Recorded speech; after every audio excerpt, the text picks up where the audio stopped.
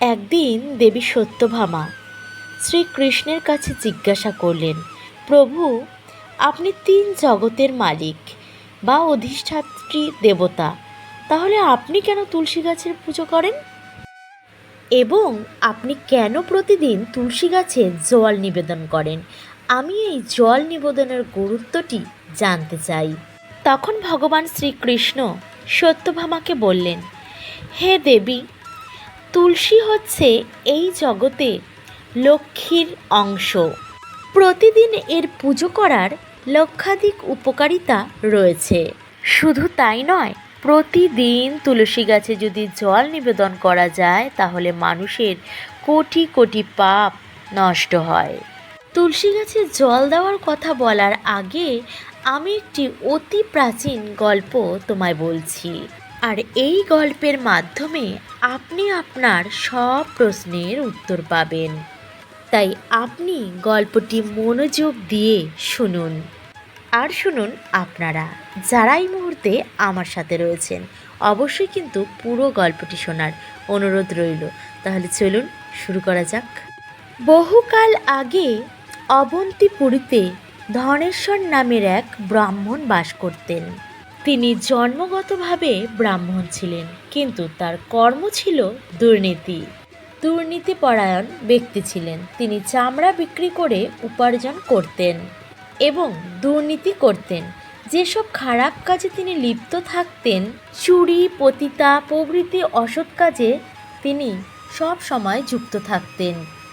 তিনি জীবনে কোনো পূর্ণ কাজ করেননি, কোনো ধর্মগ্রন্থও অধ্যয়ন করেননি, কোনো দিন, হ্যাঁ বন্ধুরা, কোনো দিন পুজোও করেননি। তিনি সর্বদা অন্যের অর্থের ওপর নিজের মনকে নিবদ্ধ রাখতেন। দিনের বেলায় টাকা রোজগার করতেন, রাতে পতিতাদের সাথে কাটাতেন। এইভাবেই চরম পাপ ধনেশ্বর তার জীবন অতিবাহিত করতেন। তিনি জীবনে কোনো দিন ভগবান বিষ্ণুর নাম তার মুখে তোলেননি। আর এইভাবেই বহু বছর কেটে যায়।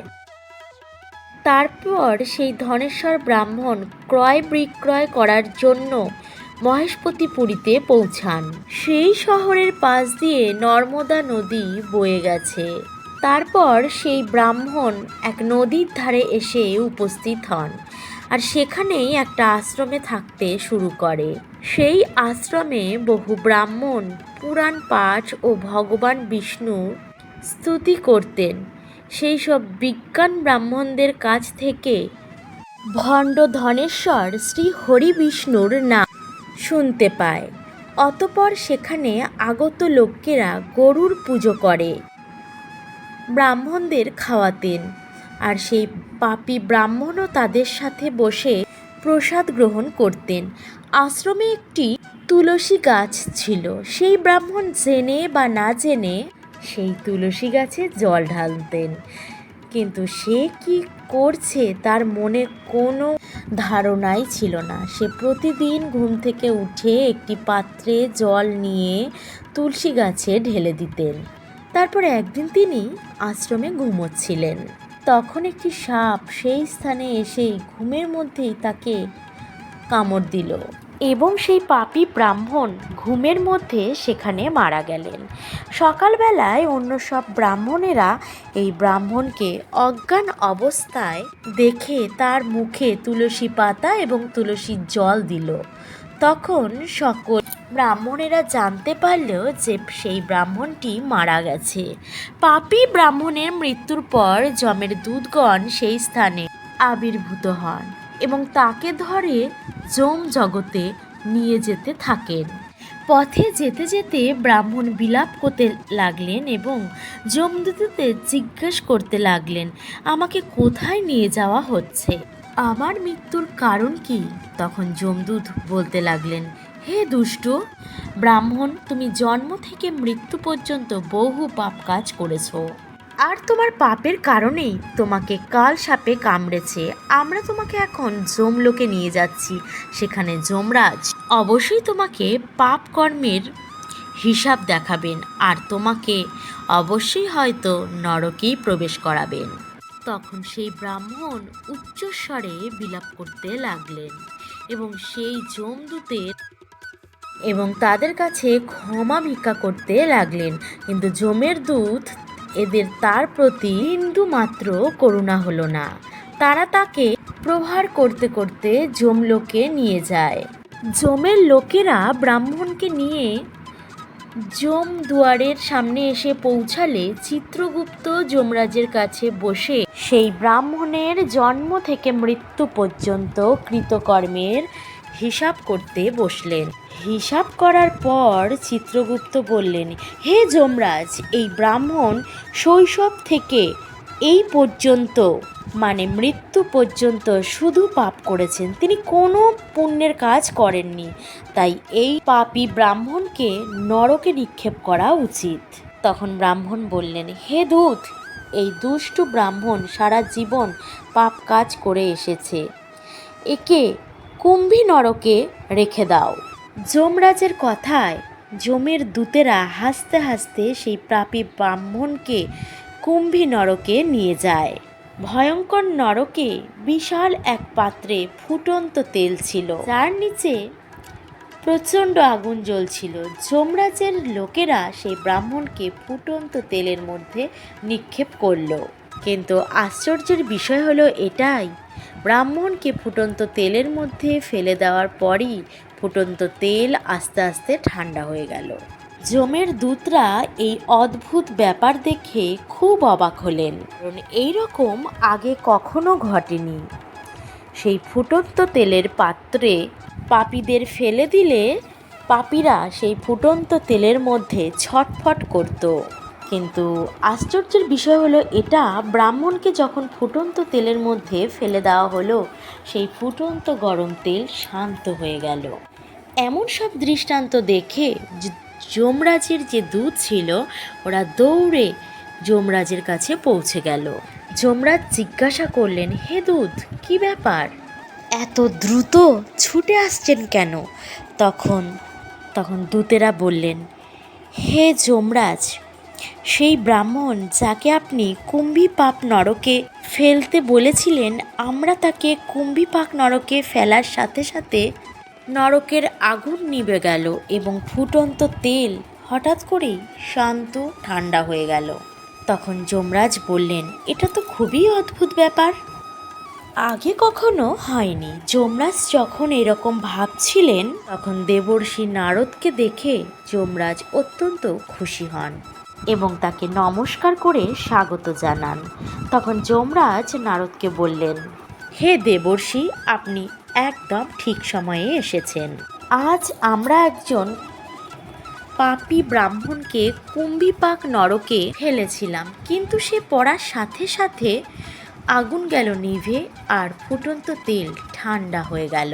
তখন দেবর্ষি নারদ বলতে লাগলেন, হে ধর্মরাজ, আপনি যেই ব্রাহ্মণকে কুম্ভীপাক নরকে ফেলেছেন, সে নরকে যাবার যোগ্য নয়, কারণ সে অজ্ঞাতসারে যেই কাজ করেছে তাতে করে তার সব পাপ নষ্ট হয়ে গেছে। যে ব্যক্তি পুণ্যবান মানুষদের সাথে বসবাস করে সে অবশ্যই তাদের ভালো কাজের অংশ পায়। সেই ব্রাহ্মণ 1 মাস ভগবান বিষ্ণুর ভক্তদের কাছে থেকেছে।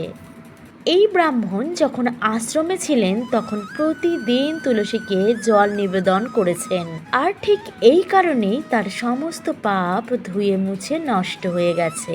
এই ব্রাহ্মণ অজান্তেই এত পুণ্য অর্জন করেছে যা মানুষ কোনো পাপ না করলেও পায় না।